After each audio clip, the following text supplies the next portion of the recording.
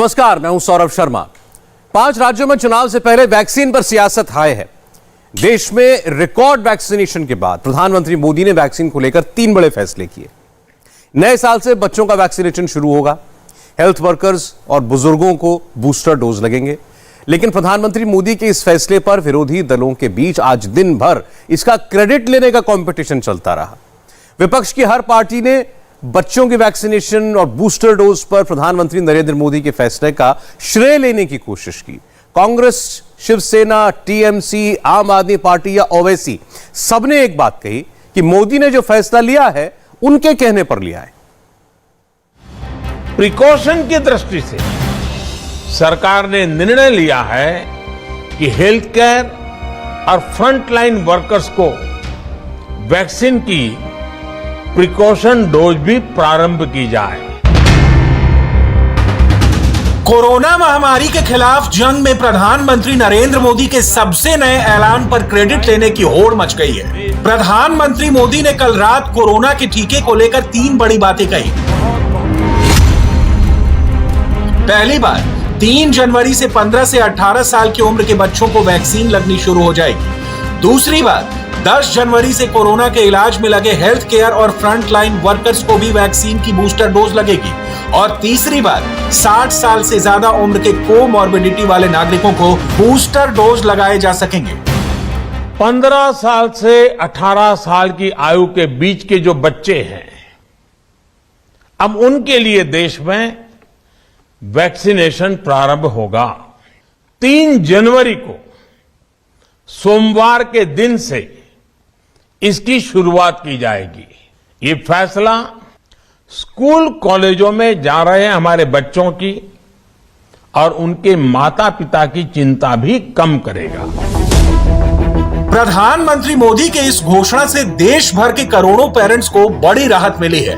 बच्चों के लिए कोरोना की वैक्सीन पर यह फैसला ऐसा है जैसे क्रिसमस के दिन नए साल का गिफ्ट मिल गया हो। प्रधानमंत्री मोदी को फिक्र उन हेल्थ केयर प्रोफेशनल और बुजुर्गों की भी है जिन्हें अभी भी कोरोना वायरस का सबसे ज्यादा खतरा है। प्रिकॉशन की दृष्टि से सरकार ने निर्णय लिया है कि हेल्थ केयर और फ्रंटलाइन वर्कर्स को वैक्सीन की प्रिकॉशन डोज भी प्रारंभ की जाए। इसकी शुरुआत 2022 में 10 जनवरी सोमवार के दिन से की जाएगी।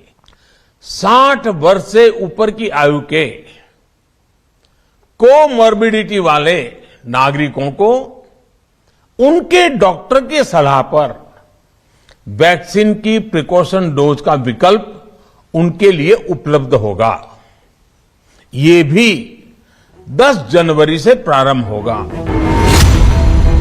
प्रधानमंत्री मोदी के ऐलान के बाद देश में 15 से 18 साल के करीब 8 करोड़ बच्चे कोरोना का टीका लगवा सकेंगे। 60 साल से ज्यादा उम्र के करीब 11 करोड़ बुजुर्ग प्रिकॉशन डोज लगवा सकेंगे। इसी के साथ 3 करोड़ हेल्थ केयर और फ्रंटलाइन वर्कर्स भी प्रिकॉशन डोज लगवा सकेंगे। मेरे प्यारे देशवासियों, प्रधानमंत्री मोदी ने जो कहा, वाकई करोड़ों देशवासियों के लिए राहत की खबर है। मोदी के इस फैसले की हर तरफ तारीफ हो रही है, लेकिन मोदी विरोध की राजनीति करने वाले विपक्षी दल इस मौके का इस्तेमाल भी पॉलिटिक्स के लिए करने लगे।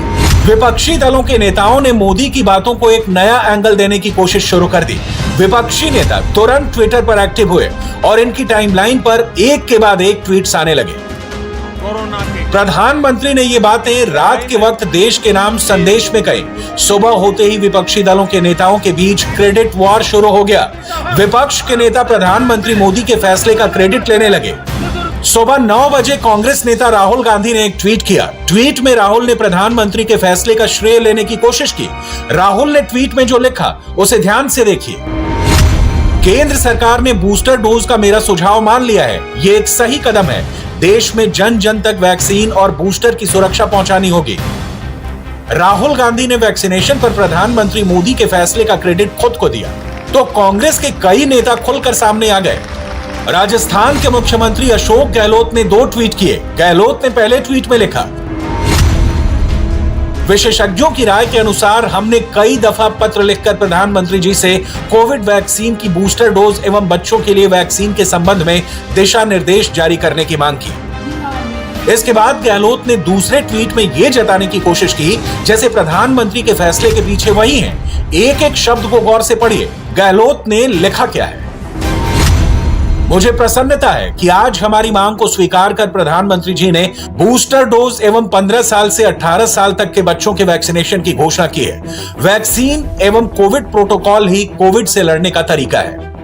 अब इनको 1.5-2 महीने से कह रहा हूँ आप जो है बूस्टर डोज लगाओ। 60+ बीमार जो भी लोग हैं उनके, दुनिया के मुल्कों में बूस्टर डोज लगने लग गई और कई मुल्कों में बच्चों को लगने लग गई है। 5 साल तक बच्चों को लगने लग गई। तो हमने कल ही मांग करी थी कि बच्चों को भी लगे, बूस्टर डोज लगे। कल प्रधानमंत्री जी ने घोषणा करी तो हमें खुशी है कि चलो कम से कम हमारी बात को उन्होंने स्वीकार किया। मैंने भी 2 पत्र केंद्रीय स्वास्थ्य मंत्री जी को लिखे थे कि बूस्टर डोज भी और बच्चों के लिए भी हमको इसको प्रारंभ करना चाहिए। पहले health care worker, frontline worker और बुजुर्ग लोगों को, कोमॉर्बिड लोगों को, और कल उतने दिनों के पहल के बाद कल प्रधानमंत्री जी ने अंततः इसकी घोषणा की। सिर्फ कांग्रेस नेता ही क्रेडिट लेने की होड़ में नहीं लगे हैं। आम आदमी पार्टी के नेता और दिल्ली के सीएम अरविंद केजरीवाल ने भी मोदी के फैसले का क्रेडिट लिया। केजरीवाल ने अपने पुराने ट्वीट को टैग करते हुए वैक्सीनेशन के नए फैसलों का श्रेय लेने की कोशिश शुरू कर दी। केजरीवाल ने लिखा, मुझे खुशी है कि आज प्रधानमंत्री ने फ्रंट लाइन वर्कर्स के लिए बूस्टर डोज का ऐलान किया। बूस्टर डोज सभी को मिलने चाहिए। शिवसेना के नेता भी मोदी के फैसलों का श्रेय लेने लगे। शिवसेना नेता और महाराष्ट्र सरकार में पर्यावरण मंत्री आदित्य ठाकरे ने यह ट्वीट किया। आदित्य ठाकरे के एक एक शब्द को पढ़िए। लिखते हैं, 7 दिसंबर को उन्होंने जो अनुरोध किया था उनमें से 2 को सरकार ने मान लिया है। मोदी विरोध की बात हो तो AIMIM के अध्यक्ष असदुद्दीन ओवैसी कैसे दूर रहते? ओवैसी ने भी एक ट्वीट कर डाला। ओवैसी ने संसद की कार्यवाही का एक वीडियो शेयर किया, साथ में लिखा, 2 दिसंबर 2021 को मैंने बच्चों के लिए बूस्टर वैक्सीन, शॉट्स और टीकों का मुद्दा उठाया था। यह अच्छा है कि PMO इंडिया और मनसुख मांडविया ने सुन लिया। बात कोई भी हो, मौका कोई भी हो, विपक्ष मोदी विरोध के नाम पर कोई ना कोई मुद्दा खड़ा ही कर देता है। मोदी ने 15 से 18 साल के बच्चों का टीका शुरू करने की घोषणा की। विपक्ष को इस मौके पर प्रधानमंत्री की तारीफ करनी चाहिए थी, लेकिन कांग्रेस ने उस वैक्सीनेशन अभियान पर ही सवाल खड़े कर दिए, जिसका पूरी दुनिया में डंका बज रहा है। सुनिए किस तरह से कांग्रेस के नेता वैक्सीनेशन पर कमियां निकाल रहे हैं, मीन मेक निकाल रहे हैं। कोरोना की संभावित तीसरी लहर की आहट से ठीक पहले एक बार फिर मोदी सरकार देशवासियों की जान जोखिम में डालने चली है। मैं फिर दोहराता हूं, कोरोना की तीसरी आहट की दस्तक से ठीक पहले मोदी सरकार एक बार फिर देशवासियों की जान खतरे में डाल रही है। और साथियों, आज जवाबदेही मांगने का समय है और इस देश के 140 करोड़ लोगों की ओर से हम 6 बिंदुओं पर सरकार का स्पष्टीकरण और प्रधानमंत्री से जवाब मांगते हैं। नंबर 1, देश के 47 करोड़ 95 लाख 18 साल और उससे बड़े वयस्कों को, एडल्ट्स को 59.40 करोड़ वैक्सीन कब लगेगी? विपक्षी दलों के सवाल अलग हैं और हकीकत बिल्कुल अलग। दुनिया के सबसे बड़े वैक्सीन अभियान के कुछ आंकड़े पर नजर डालिए, जिससे सारे सवाल, पूरी तस्वीर साफ हो जाएगी। हमारे देश में 16 जनवरी के पहले कोरोना वैक्सीन लगी थी। 1 साल से भी कम वक्त में देश में 141 करोड़ से ज्यादा वैक्सीन डोज लगाए जा चुके हैं। अब तक 57 करोड़ 81 लाख लोगों को वैक्सीन के दोनों डोज लगाए जा चुके हैं। 83 करोड़ 75 लाख लोगों को वैक्सीन का 1 डोज लग चुका है। ये देश के सभी नागरिकों का सामूहिक प्रयास और सामूहिक इच्छा शक्ति है कि आज भारत 141 करोड़ वैक्सीन डोज के अभूतपूर्व और बहुत मुश्किल लक्ष्य को पार कर चुका है। आज भारत की वयस्क जनसंख्या में से 61% से ज्यादा जनसंख्या को वैक्सीन की दोनों डोज लग चुकी हैं। इसी तरह वयस्क जनसंख्या में से लगभग 90% लोगों को वैक्सीन की एक डोज लगाई जा चुकी है। आज हर भारतवासी इस बात पर गर्व करेगा कि हमने दुनिया का सबसे बड़ा, सबसे विस्तारित और कठिन भौगोलिक स्थितियों के बीच इतना सुरक्षित वैक्सीनेशन अभियान चलाया। देश में कोरोना वैक्सीन के 141 करोड़ डोज लगे हैं। सोचिए ये कितनी बड़ी संख्या है। अकेले भारत में यूरोप की पूरी आबादी यानी 74 करोड़ से दोगुने वैक्सीन लगाए गए। हमारे यहां अमेरिका और यूरोप की कुल आबादी से ज्यादा टीके लग चुके हैं। ये बहुत बड़ी बात है। वैक्सीनेशन अभियान की बड़ी कामयाबी के बाद अब प्रधानमंत्री मोदी ने बच्चों के वैक्सीनेशन का बड़ा टारगेट फिक्स किया है। इस टारगेट के मुताबिक 3 जनवरी से 15 से 18 साल के बच्चों का वैक्सीनेशन शुरू होगा। 10 जनवरी से 60 साल से ज्यादा उम्र के ऐसे लोगों का प्रिकॉशन यानी बूस्टर डोज लगेगी जिन्हें इंफेक्शन का खतरा सबसे ज्यादा है। इसी दिन यानी 10 जनवरी से फ्रंटलाइन वर्कर्स को बूस्टर डोज लगने लगेगी। आज विश्व में वैक्सीनेशन के जो आंकड़े हैं उनकी तुलना भारत से करें तो लगता है कि देश ने कितना अभूतपूर्व काम किया है, कितना बड़ा लक्ष्य हासिल किया है। वैक्सीन की 140 करोड़ डोज के पड़ाव को पार करना प्रत्येक भारतवासी की अपनी उपलब्धि है।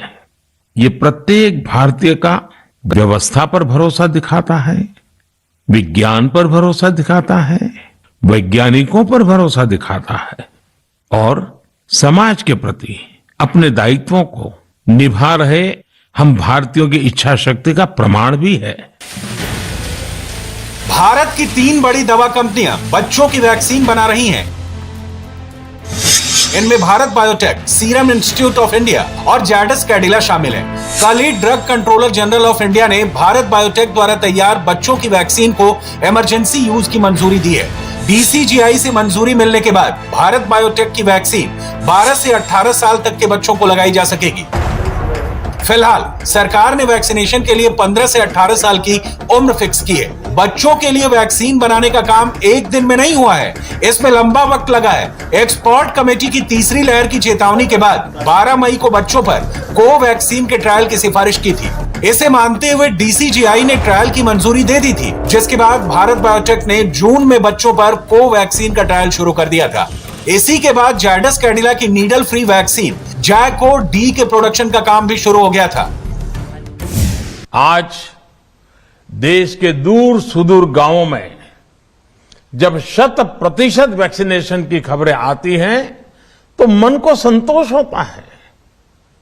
यह प्रमाण है हमारे हेल्थ सिस्टम की मजबूती का, हमारी टीम डिलीवरी का, हमारे हेल्थ केयर वर्कर्स के डेडिकेशन और कमिटमेंट का और देश के सामान्य मानवी के अनुशासन और विज्ञान में उनके विश्वास का। हमारे देश में जल्दी ही नेजल वैक्सीन और दुनिया की पहली DNA वैक्सीन भी शुरू होगी। दुनिया भर के 40 से भी ज्यादा देशों के बच्चों को वैक्सीन लगाई जा रही है। America, France, Spain, Denmark, south Korea, Australia और फिलीपींस में 12 साल से ज्यादा उम्र के बच्चों का वैक्सीनेशन तेजी से चल रहा है। यूरोप में इस वक्त 12 से 15 साल के बच्चों को वैक्सीन लगाई जा रही है।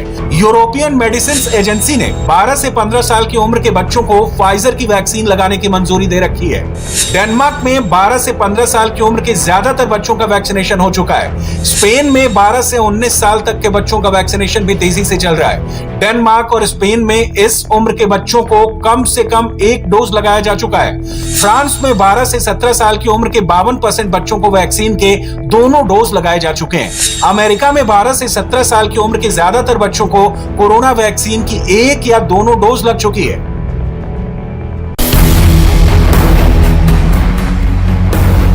जिस तरह बच्चों को कोरोना इन्फेक्शन से बचाने के लिए वैक्सीनेशन की जरूरत है, उसी तरह कोरोना के रोज बदल रहे रूप यानी वेरिएंट से मुकाबला करने के लिए वैक्सीन के बूस्टर डोज की सलाह दी जा रही है। ब्रिटेन की हेल्थ सिक्योरिटी एजेंसी के मुताबिक कोरोना वैक्सीन का बूस्टर डोज ओमिक्रॉन वेरिएंट के खिलाफ 70 से 75% तक सुरक्षा देता है। इजराइल में की गई एक स्टडी के मुताबिक बूस्टर डोज कोरोना वायरस के खिलाफ 92% तक असरदार है। अमेरिका में बूस्टर डोज को लेकर फाइजर और मॉडर्ना ने एक रिसर्च की है, जिसके मुताबिक वैक्सीन का बूस्टर डोज ओमिक्रॉन के खिलाफ भी इफेक्टिव है। इस वक्त दुनिया भर के 35 से भी ज्यादा देशों में कोरोना वैक्सीन के बूस्टर डोज दिए जा रहे हैं। कोरोना वैक्सीन के बूस्टर डोज की शुरुआत अगस्त में इजराइल में हुई थी। इजराइल के बाद Britain, France, Spain, Norway, Germany, America, Canada, Japan, चीन और तुर्की में लोगों को बूस्टर डोज लगाए जा रहे हैं। ओमिक्रॉन के तेजी से बढ़ते इन्फेक्शन के बाद दुनिया भर में कोरोना वैक्सीन के बूस्टर डोज की मांग बढ़ी है। इस वक्त कोरोना का ओमिक्रॉन वेरिएंट पूरी दुनिया के लिए बड़ा खतरा बन गया है। दिसंबर के तीसरे हफ्ते तक अमेरिका में नए कोरोना केसेस में 73% से अधिक ओमिक्रॉन के थे, जबकि 26.6% ही डेल्टा के केसेस थे। अमेरिका में 1 दिसंबर को 1,39,000 से ज्यादा नए कोरोना केस सामने आए थे। 23 दिसंबर को बढ़कर 2,58,000 से ज्यादा हो गए। इसी से अंदाजा लगाया जा सकता है कि ओमिक्रॉन वेरिएंट के चलते अमेरिका में कोरोना की स्थिति कितनी खतरनाक हो रही है। ऐसा ही कुछ हाल ब्रिटेन का भी है। ब्रिटेन में पिछले कुछ दिनों से रोज 1 लाख से ज्यादा कोरोना केस आ रहे हैं। हमारे देश में हालांकि स्थितियां कंट्रोल में हैं, लेकिन बीते कुछ दिनों में ओमिक्रॉन के मामले तेजी से बढ़े हैं। हम सभी जानते हैं कि कोरोना अभी गया नहीं है। ऐसे में सतर्कता बहुत जरूरी है।